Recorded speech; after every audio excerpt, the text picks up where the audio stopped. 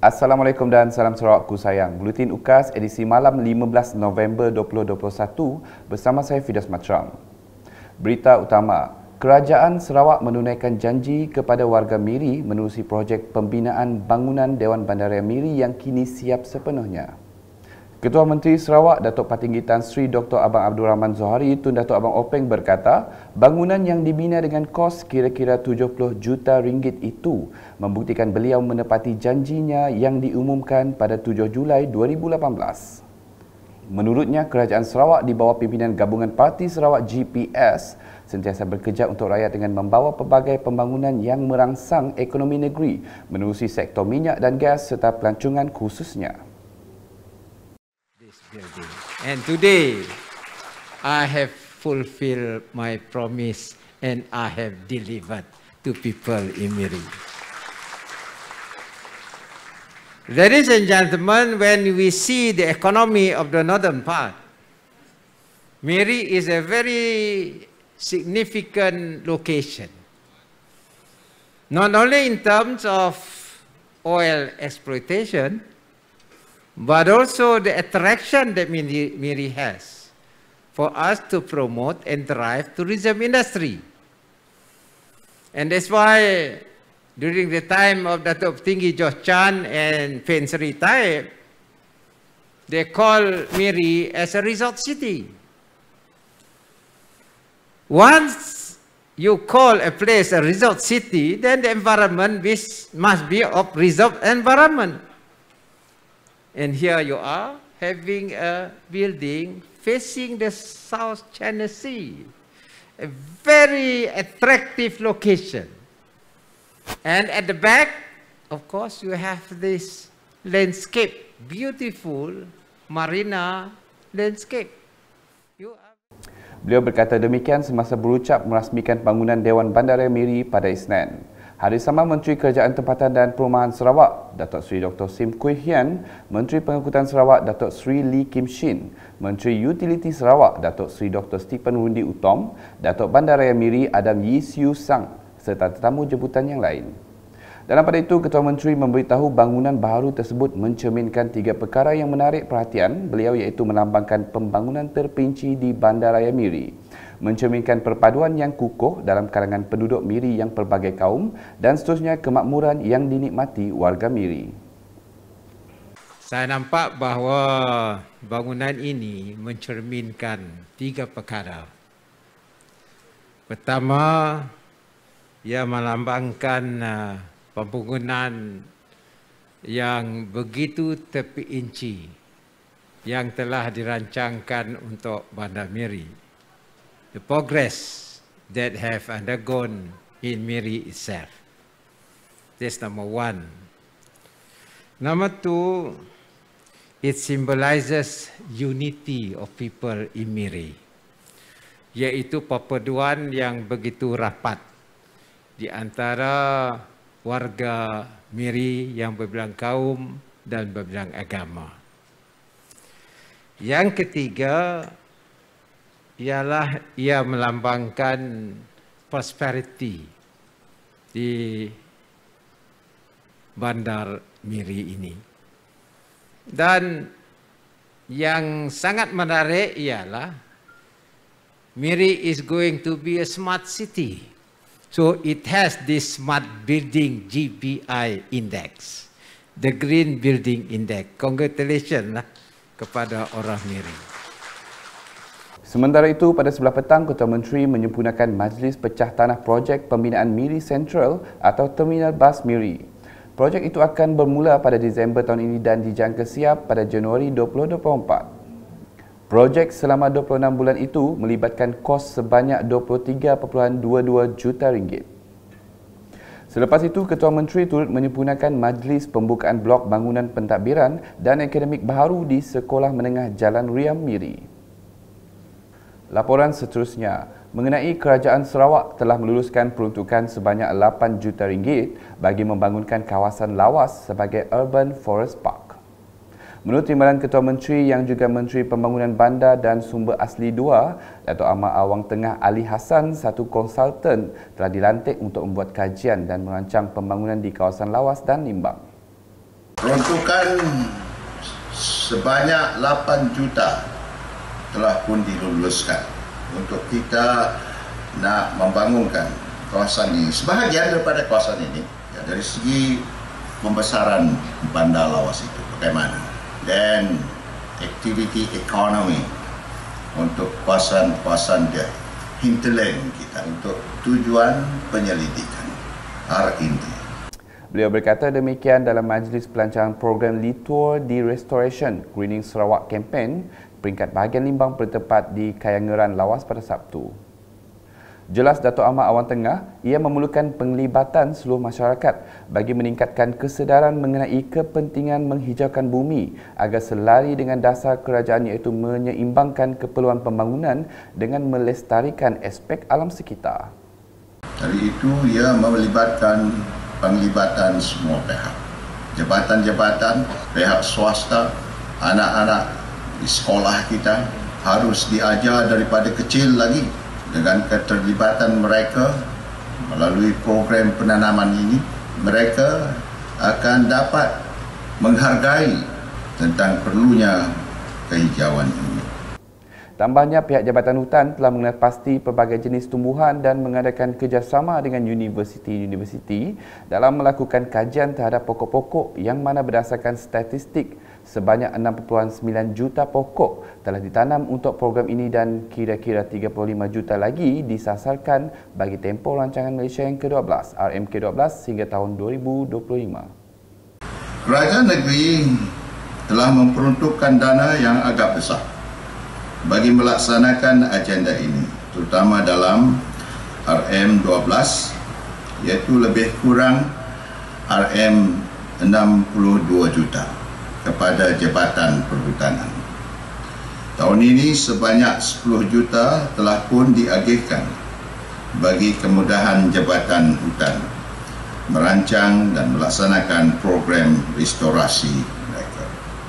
Beralih dengan laporan berikut, Sarawak 360 Experience The Stories from the Heart merupakan projek dengan kerjasama Association of Sarawak Inbound Agencies Asia dan Lembaga Pelancongan Sarawak STB dalam mempromosikan Sarawak dengan menggunakan teknologi video interaktif 360 untuk meningkatkan penglibatan khalayak dalam talian seluruh dunia.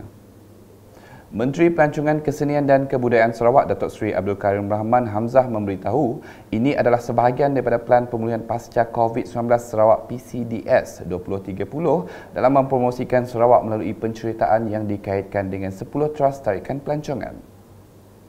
Jelasnya, para pelancong dapat berinteraksi dan mendalami pengalaman di Sarawak menerusi video interaktif 360 dari sudut pandangan orang pertama.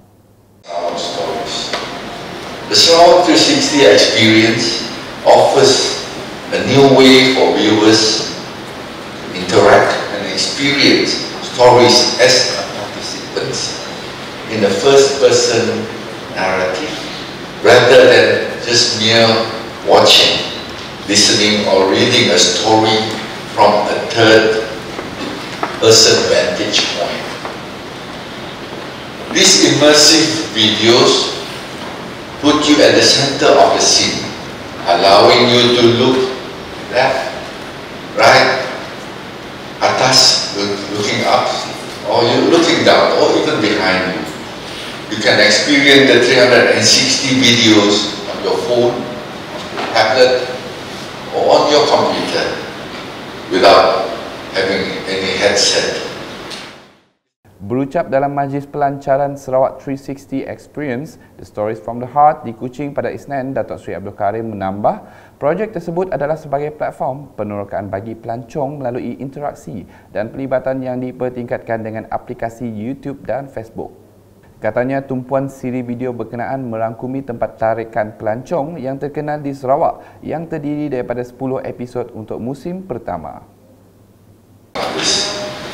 The filming project starts in May 2021 and was to be launched actually last September. However, after 6 months and having been through the unexpected lockdown, we are today ready to deliver the first episode. Season 1 will consist of 5 episodes in and around Kuching. The first episode will go live today with this launching, and the remaining episodes will be rolled out every 2 weeks. Season 2 will start in February 2022 and feature the central as well as the northern part of Sarawak. Selanjutnya, Kerajaan Sarawak melalui Unit Hal Ehwal Agama-Agama Lain UNIFOR telah menyampaikan bantuan dana sekolah mubalik untuk 50 buah sekolah di bawah denominasi Anglikan di seluruh negeri Sarawak dengan dana peruntukan sebanyak RM6 juta. Majlis penyampaian telah disempurnakan oleh Menteri Muda Pemodenan Pertanian, Tanah Adat dan Pembangunan Wilayah Sarawak, Datuk Roland Sagah WIN di Kuching pada Isnin. Berucap pada majlis tersebut, Datuk Roland Sagah memberitahu seramai 4,353 pelajar sekolah menengah dan 7,772 pelajar sekolah rendah dari 50 sekolah terbabit yang menerima dana bantuan tersebut. And many are in the rural areas. And we, as the grassroots leaders, have always stressed on education. Because it is only through education that we can improve ourselves. Sementara itu, Pengah UNIFOR Richard Lon memberitahu dana bantuan berkenaan akan digunakan untuk memperbaiki dan menaik taraf prasarana di sekolah. Tambah beliau lagi, sejak ditubuhkan pada 2017 sehingga kini, UNIFOR telah menerima sebanyak RM165 juta peruntukan dari kerajaan negeri dan berterima kasih kepada kerajaan di atas usaha dan sokongan kepada unit itu. Perkembangan berikutnya, Setiausaha Kerajaan Negeri Dato' Ahmad Jaul Samion telah melakukan tinjauan ke Pusat Pemberian Vaksin PPV The Spring Mall di Kuching pada Isnin.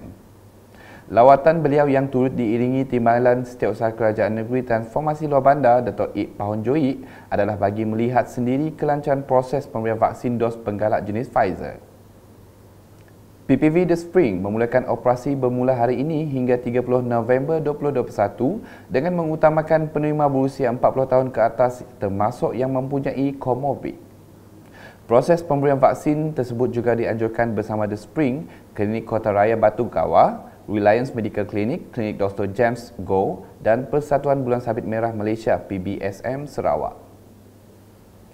Di Dun Telian pula, mantan adunnya Yusipnos Balo menyerahkan kepada Ketua Menteri Datuk Patinggi Tan Sri Dr. Abang Abdul Rahman Zohari Tun Datuk Abang Openg untuk menentukan calon bagi mewakili gabungan Parti Sarawak GPS di kawasan itu dalam pilihan raya negeri PRN ke-12 kelab. Menurut Yusipnos, jika beliau tidak tersenarai sekalipun, penduduk di kawasan itu harus terus memberikan sokongan terhadap GPS. Katanya pemilihan calon mewakili GPS amat penting bagi memastikan kesinambungan segenap kemajuan sama ada yang telah dilaksanakan atau dirancang. Beliau berkata demikian semasa menghadiri program Randau Solidarity Komuniti Daerah Mukah di Dewan Masyarakat Balingan pada Sabtu. Sementara itu, terdapat 5 pengisian program anjuran pejabat daerah Mukah, antaranya perkongsian isu sosial oleh Majlis Pembangunan Sosial, perpaduan dalam komuniti oleh Jabatan Perpaduan Negara dan Integrasi Nasional JPNIN.